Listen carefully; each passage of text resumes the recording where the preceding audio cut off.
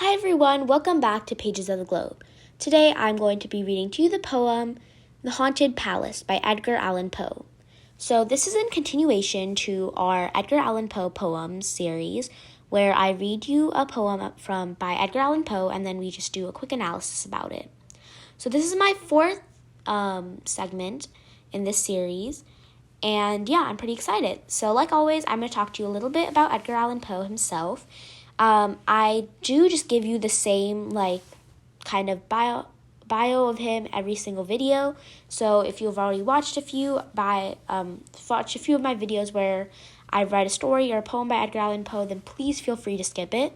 And if you want a little bit more of an in-depth bio of Edgar Allan Poe, then you can watch one of my older videos of where maybe of The Raven or The Telltale Heart, where I talk a little bit more about him. So Edgar Allan Poe was born on January 19th, 1809, and died on October 7th, 1849. He was an American writer, poet, editor, and literary critic who is best known for his poetry and short stories, particularly his tales of mystery and the macabre. He is widely regarded as a central figure of Romanticism in the United States and of American literature.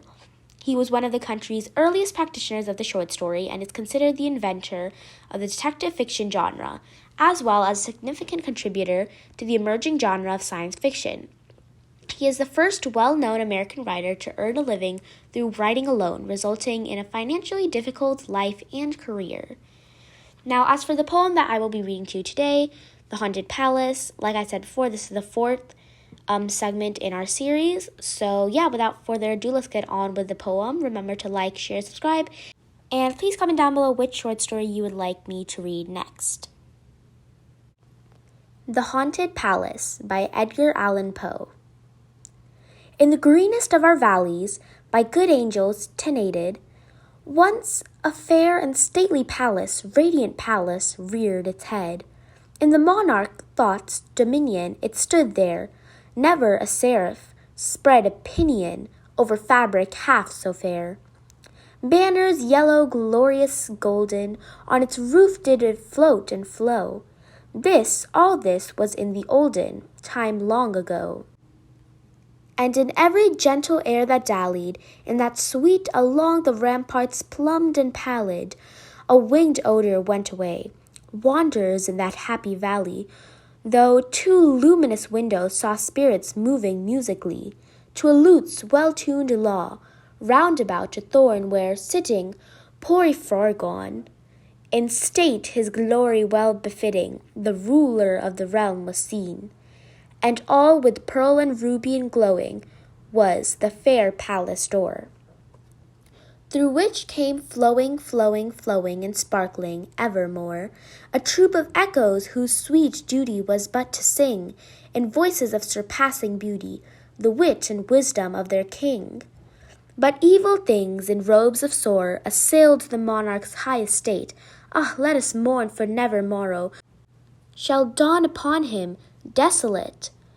And round about his home the glory that blushed and bloomed is but a dim remembered story of the old time entombed. And travelers now within that valley through the red-litten windows see vast forms that move fantastically to a discordant melody, while like a ghastly rapid river through the pale door a hideous throng rush out forever and laugh but smile no more. Alright, so that was The Haunted Palace by Edgar Allan Poe.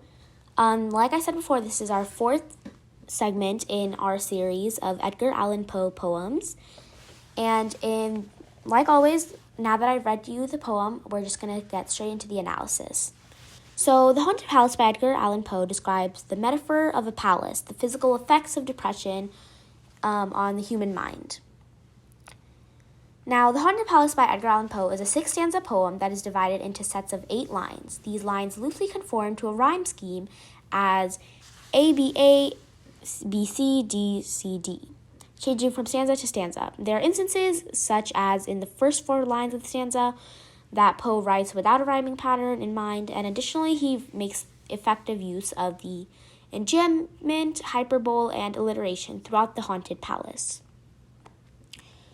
Now, let's go over the quick summary of the story. So it begins with the speaker describing a majestic palace that is ruled over by quote-unquote thought. He is the rightful king of his realm, and his abode, which has yellow banners that kind of fly above it, and 2 luminous windows through which these wanderers, according to him, observe the interior goings on. At first, the palace was grand and peaceful, but then something unfortunate kind of befalls it. It becomes clear that the palace is representative of a human head and its degradation, of an onset of depression due to some sort of unnamed sorrow. Now, in most of my Edgar Allan Poe poems, basically what I like to do is I like to do kind of an in-depth review of kind of a few of the stanzas. And in this case, the story has 6 stanzas, so I'm going to try and do a review about all of them, because since there's not that many, it's not going to take as long. So, in stanza 1, we started off with where he kind of says, he's just kind of introducing to us his amazing palace that he rules. And so he's describing this lovely green landscape that's unmatched by any other of its kind, and it's the greenest of all the valleys that can be seen. And throughout the use of this piece, the reader will notice that Poe makes use of hyperbole a lot, and many of the phrases and descriptions are pushed to their limit, and nothing is really just average or mundane.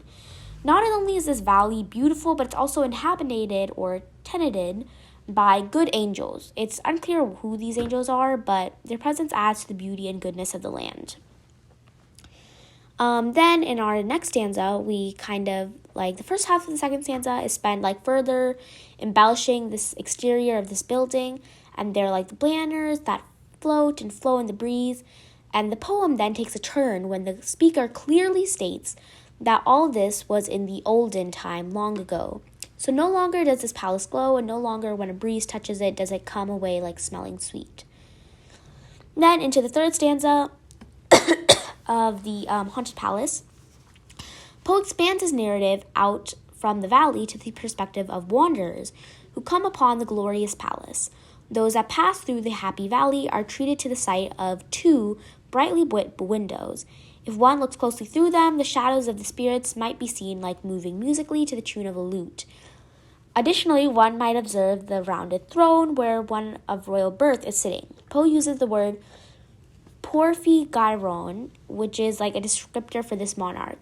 This made-up adjective derives from the word porphygonite, referring to a son born in line to the throne. This is just another way of confirming that the monarch thought, quote-unquote, is the right king of his domain. Now, in the fourth stanza, the speaker kind of comes to the conclusion of the optimistic portion of the story. These lines will be last before the tides turn on the palace. Additionally, this point of the poem is where it becomes clear what exactly Poe is describing. In the first line, he states that the palace door was glowing with pearl and ruby.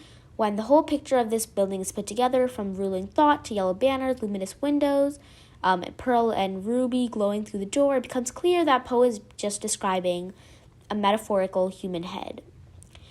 This person's head is represented by the features of the palace and will only become clear as the poem kind of continues. Through the door or the mouth of the palace comes flowing, a troop of echoes. This refers to human voice exiting through the mouth, and the only job it had was to sing the wisdom of thought. This person is caught up in their own paradise. Next, in the fifth stanza, the poem just is beginning to conclude now. Darkness sets in, sorrow comes to the palace, and assails the monarch's high state. The happiness that was once known is marred by loss.